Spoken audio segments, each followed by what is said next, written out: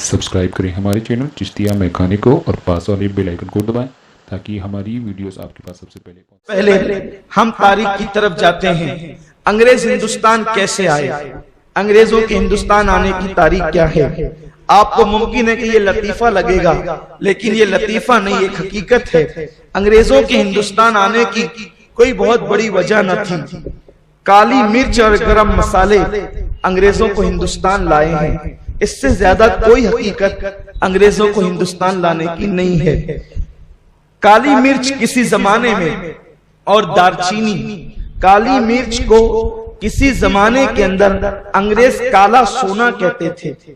अब मैं इसकी फजीलत अगर तिब्बे नबवी के तनाजुर में बताने के लिए बैठूं तो इसके लिए मेरे पास काफी वक्त चाहिए, और वक्त यूं ही हमारे पास जो है वो शॉर्ट होता है। हर महफिल के अंदर हमें वक्त की नजाकतों का बड़ा ख्याल करना होता है। इतना समझ लें आप कि काली मिर्च के बड़े फवायद हैं, जैसे कि खून की सफाई के लिए काली मिर्च मुफीद है। इसी तरह से लाल मिर्च हम जो खाते हैं या हरी मिर्च, उसको वो हमें नुकसान पहुंचाती है। बल्कि हुजूर मुफ्ती आजम रहमतुल्लाहि ताला अलैह का कौल है कि अल्लाह ने जितनी चीजों को जायज किया है, उन जायज चीजों में अगर सबसे ज्यादा कोई चीज नुकसान पहुंचाती है तो वो मिर्च नुकसान पहुंचाती है। अगर मिर्च के नुकसान से कोई बचना चाहता है तो उसे काली मिर्च का इस्तेमाल करना चाहिए। इसलिए कि अगर काली मिर्च का हम इस्तेमाल खानों में करते हैं तो एक तो इंसान हरी और लाल मिर्च उसके नुकसानात से महफूज हो जाता है, और दूसरा फिर उसे तेजपन भी मिल जाता है। ये खून को साफ करती है, ये हाजमे के लिए भी मुफीद होती है, उसके बाद ये जख्मों के लिए भी मुफीद होती है। इसकी एक तारीख है। आप गौर करें, अंग्रेज जैसी कौम जिसको काले सोने का नाम देती हो, वो कैसी चीज होगी। हुआ ये था कि अरब ताजिर हिंदुस्तान आते और ये हिंदुस्तान से काली मिर्च, दालचीनी और गरम मसाले लेकर ये इंग्लिस्तान की मंडियों में बेचा करते थे। और किसी जमाने में ये काली मिर्च का जो भाव था वो उस जमाने में सोने के बराबर था। जैसे सोना कीमती आज के दौर में है, उस दौर के अंदर काली मिर्च और दालचीनी इतनी कीमती हुआ करती थी। यूं भी हिंदुस्तान के गरम मसाले, हिंदुस्तान के काऊद, हिंदुस्तान की जड़ी बूटियां इतनी मशहूर है कि अरब उस पर फिदा थे। बल्कि कुछ ज़ईफ हदीसों में अल्लाह के रसूल सल्लल्लाहु अलैहि वसल्लम ने खुद हिंदुस्तान की जड़ी बूटियों की तारीफ फरमाई है। अल्लाह के रसूल सल्लल्लाहु अलैहि वसल्लम फरमाते हैं, अगर कोई बीमार पड़े तो उसे चाहिए कि वो हिंदुस्तान की जड़ी बूटियों से अपना इलाज कराए, क्योंकि अल्लाह ने हिंदुस्तान की जड़ी बूटियों में शिफा रखा है। एक ज़ईफ हदीस यूं भी है, आक़ाए करीम सल्लल्लाहु अलैहि वसल्लम से पूछा गया, या रसूल अल्लाह, आपको इत्रियात में सबसे ज्यादा कौन सी खुशबू पसंद है? तो आक़ाए करीम ने फरमाया, मुझे हिंदुस्तान का ऊद बड़ा पसंद है। और फिर अल्लाह के हबीब सल्लल्लाहु अलैहि वसल्लम के सहाबा जब भी हुजूर अलैहिस्सलाम के चेहरे को तशबीह देते तो आप अक्सर शोरा के कलाम उठा करके देखें, उन्होंने हुजूर अलैहिस्सलाम के चेहरे को जो चमकता हुआ देखा तो वो यूं कहते हैं, या रसूल अल्लाह, आपका चेहरा यूं चमकता है जैसे मुल्क हिंदुस्तान की तलवार चमकती है। इस तरह से हिंदुस्तान की बात चीजें बड़ी मशहूर। अब हिंदुस्तान के अंदर ये दालचीनी, काली मिर्च, गरम मसाले आखिर इतने मशहूर क्यों हुए, इतने फेमस क्यों हुए, यहाँ की जड़ी बूटियों के अंदर इतनी तासीर क्यों हुई? तो उसकी एक वजह मैं सिर्फ ये रख करके आगे बढ़ना चाहता हूँ। कभी आप मुझे याद दिलाएं तो इंशाअल्लाह ये मुस्तकिल उन्वान है, हिंद की सरजमीन के फल और जड़ी बूटियां और यहाँ के इत्रियात। इंशाअल्लाह ताला अहदीस रसूल की रोशनी में इस पे गुफ्तगू हो सकती है। किसी दिन हम इसको मौज़ूए सुखन इंशाअल्लाह बनाएंगे तो आपको पता चलेगा कि मुल्क हिंदुस्तान की सरजमीन की عظمتیں اور برکتیں کیا ہیں؟ البتہ مختصر یہ ہے کہ اس کی تاثیر کی وجہ یہ سمجھ میں آتی ہے کہ حضرت آدم علیہ السلام کو جب اللہ نے زمین پہ اتارا تو آپ ہندوستان کی سرزمین پر قدم رکھتے ہیں، تو جو پتے آپ لے کر کے جنت سے آئے تھے اس کا سب سے پہلا اثر اگر کسی زمین پر پڑا ہے تو وہ ہندوستان کی سرزمین پر پڑا ہے۔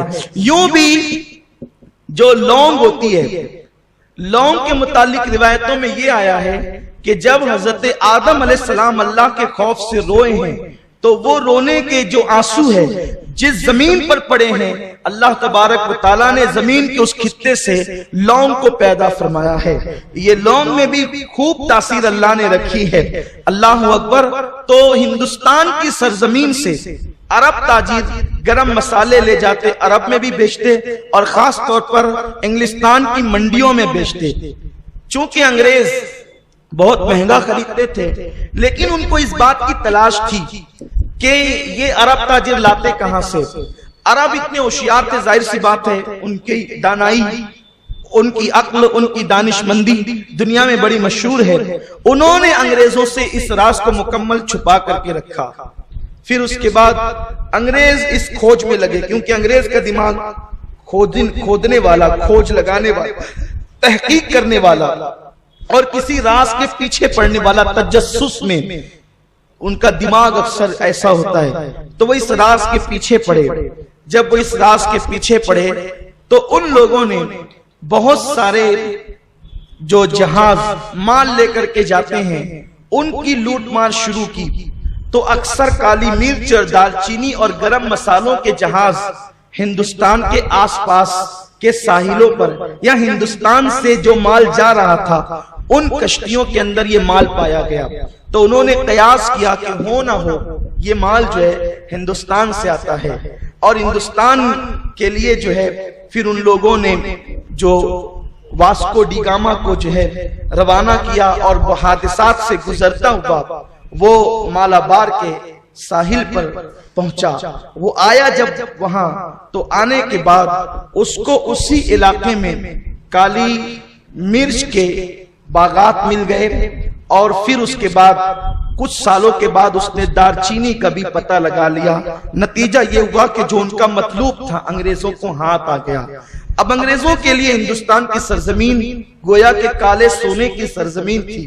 انہوں نے اور بھی بہت سی وجوہات ہیں، ساری وجوہات پہ گفتگو نہیں ہو سکتی، میں صرف اشارے دے کر گزرنا چاہتا ہوں۔ تو وہ لوگ ہندوستان کی سرزمین ان کے لیے کالے سونے کی سرزمین تھی اور انتہائی مالدار بننے کی سرزمین تھی۔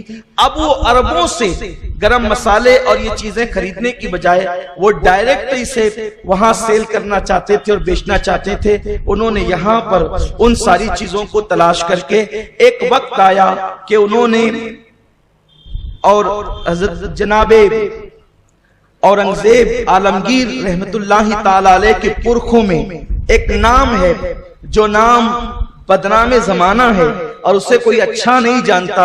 1600 عیسوی میں اکبر اعظم جسے دنیا کہتی ہے، حالانکہ اتنے بزرگ کے پرکھوں میں یہ بندہ ہوتا ہے لیکن یہ تھا بگڑا ہوا انسان۔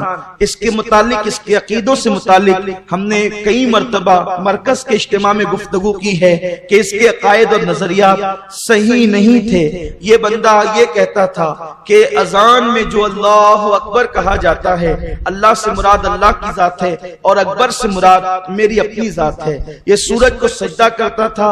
ہندو، مسلم، سکھ، عیسائی، یہودی، پارسی، یہ سب کو ملا کر ایک مذہب اس نے ترتیب دیا تھا اور اس کا نام اس نے دین الہی رکھا تھا۔ وہ مذہب تو کیا ہوتا، گویا کہ وہ الہاد اور بے دینی تھا۔ اکبر اعظم کے زمانے میں جسے دنیا شہنشاہ جلال الدین اکبر مغل اعظم کہتی ہے، اس کے زمانے میں جو ہے وہ انگریزوں نے اجازت لی اور ان لوگوں نے اجازت لے کر یہاں پر باضابطہ طور پر تجارت کا آغاز کیا۔ اس طرح سے ایک تو انگریز آیا کالی مرچ اور دار چینی کے بہانے اس کی تلاش میں، اور بعد میں وہ بحیثیت تاجر اس نے اپنا یہاں تعارف کرایا، اور پھر حضرت شاہ جہاں کے دور میں ان لوگوں نے جہارہ بیگم شہزادی جو بڑی نوجوانی میں بیمار ہوئی تھی اس کا علاج کیا۔ ظاہر سی بات ہے کہ جو ہندوستان کے حکیم تھے، جب بادشاہ کا اعتماد ان حکیموں سے اٹھ گیا، کیونکہ بادشاہ کی بڑی چہیتی بیٹی تھی شہزادی جہاں آرا بیگم، یہ نوجوانی میں دنیا سے کوچ کر گئی، اس کا علاج ایک انگریز نے کیا تو شاہجہاں نے خوش ہو کر کے کہا مانگو کیا مانگتے ہو، جو مانگو گے دیا جائے گا۔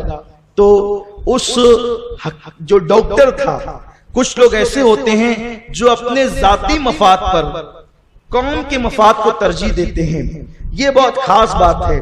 انسان کو جب بھی موقع ملے اسے اپنی قوم کے لیے کچھ کرنا چاہیے۔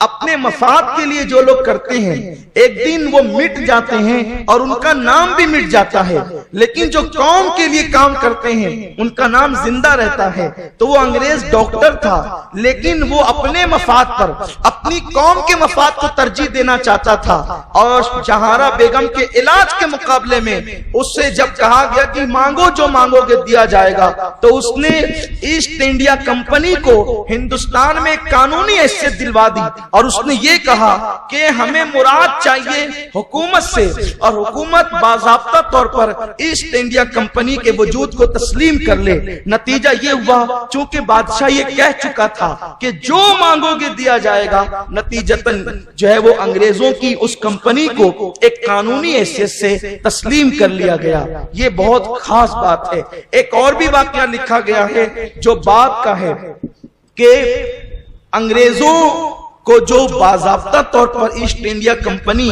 کا جو وجود تسلیم کیا گیا وہ شہنشاہ اورنگزیب عالمگیر کے پوتے کے دور میں جو ہے وہ اس کو تسلیم کیا گیا، لیکن علامہ اختر شاہجہاں پوری صاحب رحمت اللہ تعالی علیہ نے جو ہے وہ اس واقعے کو خاص طور پر ذکر کیا ہے جس کا میں نے پہلے تذکرہ کیا۔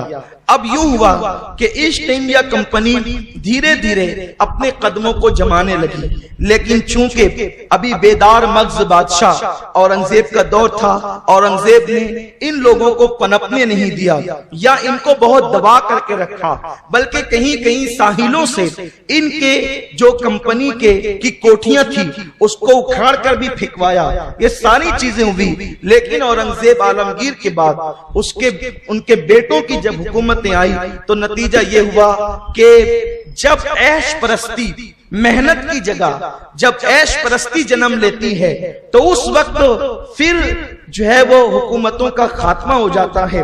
اورنگزیب کا نقطہ نظر یہ تھا کہ وہ بندہ پورے ملک ہندوستان پر اکھنڈ بھارت پر حکومت کرنے کے باوجود کبھی بیت المال سے ایک ٹائم کی روٹی لے کر کے نہیں کھاتا تھا، بلکہ قرآن شریف لکھ کر ٹوپی سی کر وہ اپنا گزارا کرتا تھا۔ اور اورنگزیب عالمگیر رحمت اللہ تعالی علیہ جب کوئی ٹوپی فروخت کرنے جاتا تو فرماتے کسی خریدنے والے کو یہ مت بتانا کہ یہ ٹوپی اورنگزیب نے سلی ہے، کیونکہ اگر تم یہ بتا دو گے تو ممکن ہے کہ وہ زیادہ رقم دے کر کے خریدے گا تو کہیں میرا اجر ضائع نہ ہو جائے۔ اس شان سے اس نے زندگی گزاری، لیکن اولاد اولاد ہوتی ہے، اولاد کوئی ضروری نہیں ہے کہ باپ کے نقش قدم پر چلے، اور پھر اولاد عیش پرست ہو گئی اور پھر بیٹوں سے زیادہ پوتے عیش پرست ہو گئے، اور پھر ایک وقت وہ آیا کہ بہادر شاہ کے دور پر آنے تک کے یہ لوگ وظیفہ خوار بادشاہ کی حیثیت سے اپنی زندگی گزارنے لگے۔ حضرت قبلہ استاذ گرامی قد حضور امیر سنی دعوت اسلامی نے ایک مرتبہ مجھ سے فرمایا تھا کہ ایک مفکر کا قول ہے کہ جس بندے کو کروڑوں مشقتیں اس کے مشن سے ہٹا نہیں سکتی، اس بندے کے قدموں میں عیش و عشرت کے سامان ڈال دیے جائیں وہ بندہ اپنے مشن سے ہٹ جاتا ہے۔ جس کو مشقتیں مشن سے نہیں ہٹا پاتی ہے اسے عیش کے سامان مشن سے ہٹا دیتے ہیں۔ کسی کو عیش میں مبتلا کر دو وہ اپنے مشن کو بھول جائے گا۔ یہی کچھ ہوا کہ انگریزوں نے ان مسلم تاجداروں کے قدموں میں عیش قدے سجا دیے، اور نتیجہ یہ ہوا کہ جن کے باپ داداؤں کو مشقتیں ان کے مشن سے نہ ہٹا سکی، عیش قدوں نے ان کو ان کے مشن سے ہٹا دیا، اور نتیجہ یہ ہوا کہ یہ لوگ اپنے مشن سے غافل ہو گئے، اور پھر پورے ملک ملک ہندوستان کے اندر جو ہے مطلق العنانیت پھیلتی چلی گئی. ہر بادشاہ نے، ہر باج گزار نے، ریاست کے والیوں نے اپنی اپنی الگ الگ حکومتیں قائم کر لی. پھر اس کا فائدہ کبھی احمد شاہ ابدالی نے اٹھایا، پھر اس کا فائدہ کبھی کسی نے اٹھایا، کبھی کسی نے اٹھایا، کبھی مرہٹوں نے اٹھایا، اور نتیجہ یہ ہوا کہ مغل بادشاہوں کی حکومت کی بنیاد جو بادشاہ تیمور نے رکھی تھی، آل تیمور جو ہے، اس کے بعد جو ہے وہ ٹکڑیوں میں بٹ گئے اور وظیفہ خار جو ہے بادشاہ بن کر اپنی زندگی کو گزارنے لگے. اس سے انگریزوں کو موقع ملا. انگریزوں نے ملک ہندوستان پر دھیرے دھیرے صوبہ جات پر حکومت کے جو ہے وہ